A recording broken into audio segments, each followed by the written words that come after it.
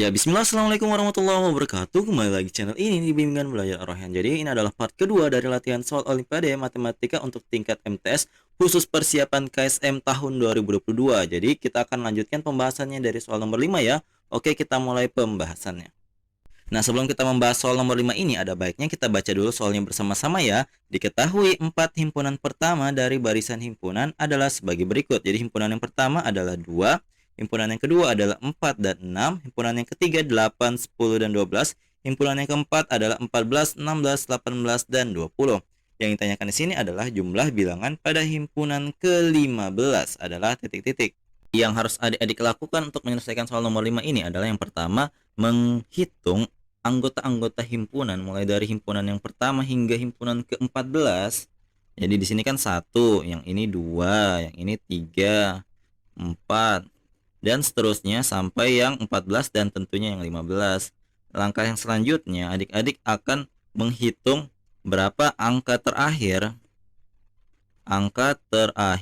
yang ada di himpunan ke-14 itu berapa. Gunanya untuk apa? Gunanya supaya kita bisa menentukan awalan dari anggota himpunan ke-15. Jadi kita akan hitung. Caranya ini kita jumlahkan semua, 1 tambah 2 tambah 3 tambah 4 tambah 5 dan seterusnya sampai dengan yang 14, agar nantinya kita bisa menghitung anggota terakhir di himpunan ke-14. Karena ini kan bilangan genap semua ya. Berarti nanti setelah kita dapat total S14-nya itu berapa, nah hasilnya itu adalah merupakan bilangan ke hasil dari S14 ini. Jadi kita hitung S14 ini menggunakan rumus N per 2 dikalikan A tambah UN. Karena awalan dan akhirnya itu sudah diketahui. A-nya yang mana ini, A-nya. Kemudian UN-nya itu adalah 14. Nah kemudian kita masukkan N-nya itu kan 14, berarti 14 per 2 dikalikan dengan 1 tambah dengan 14.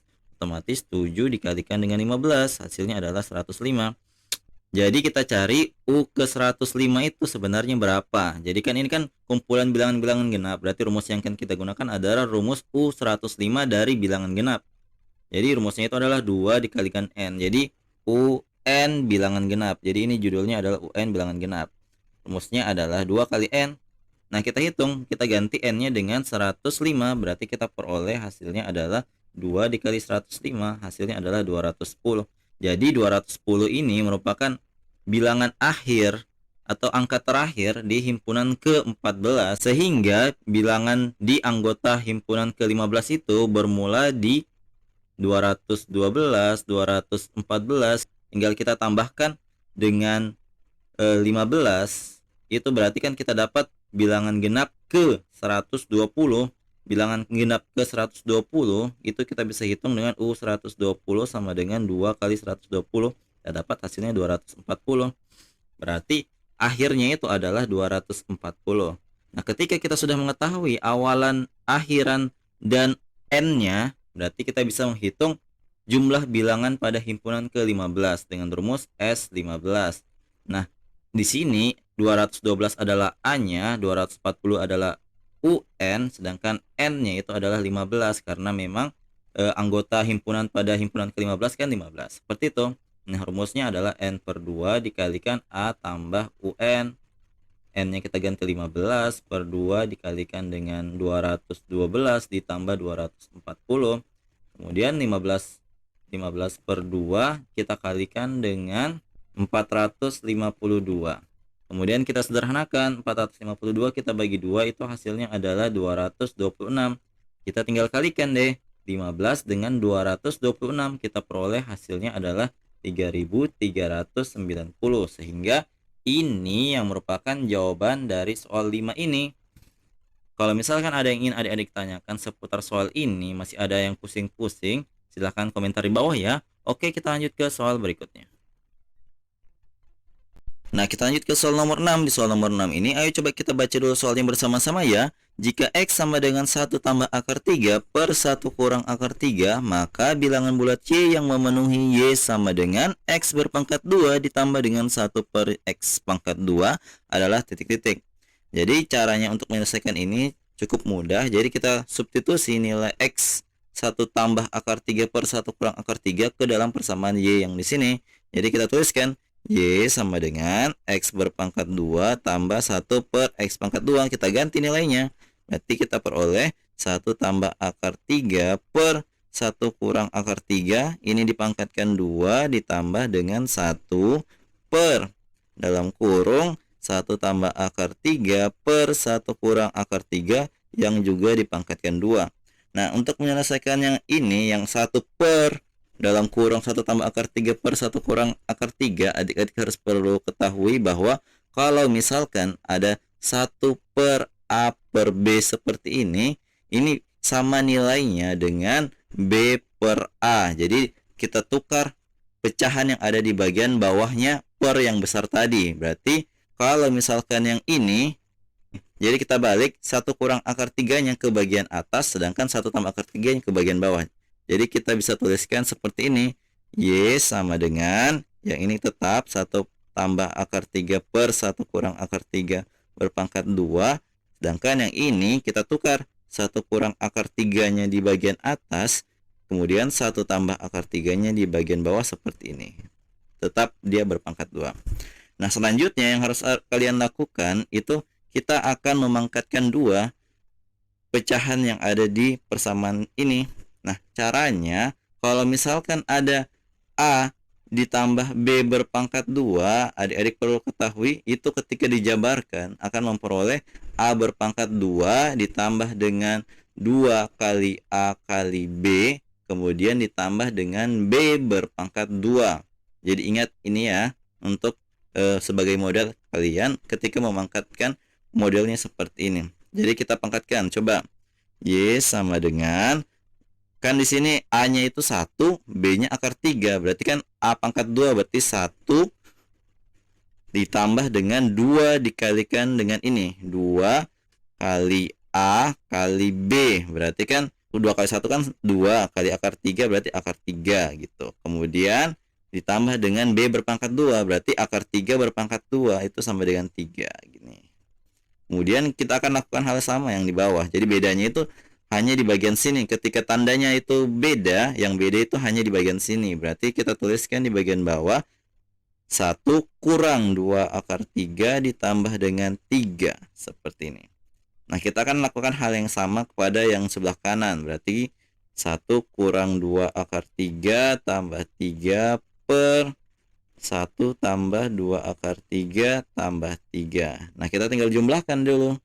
Kita jumlahkan, kita peroleh Y sama dengan 1 ditambah 3 kan bisa, berarti jadi 4 ya. 4 tambah 2 akar 3 per, ini 4 kurang 2 akar 3, kemudian ditambah dengan 4 kurang 2 akar 3 per 4 tambah 2 akar 3.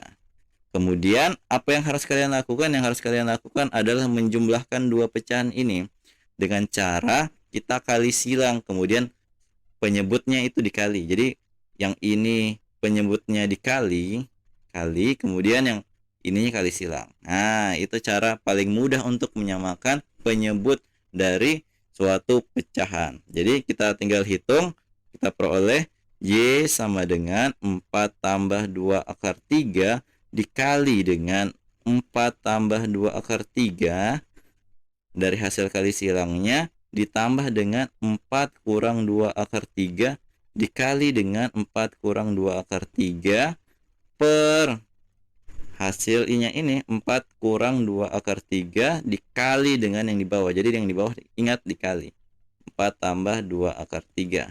Nah, yang di atas ketika kita kali-kali ini kan sebenarnya sama ya. Atau bisa kita tuliskan sebagai 4 tambah 2 akar 3. Jadi penyelesaiannya sama kayak yang di atas tadi.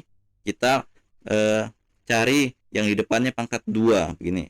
Yang ini yang pangkat 2 berarti 16 ditambah dengan 2 kali 4. 2 kali 4 8 kali 2 akar 3 lagi berarti dapatnya adalah 16 akar 3.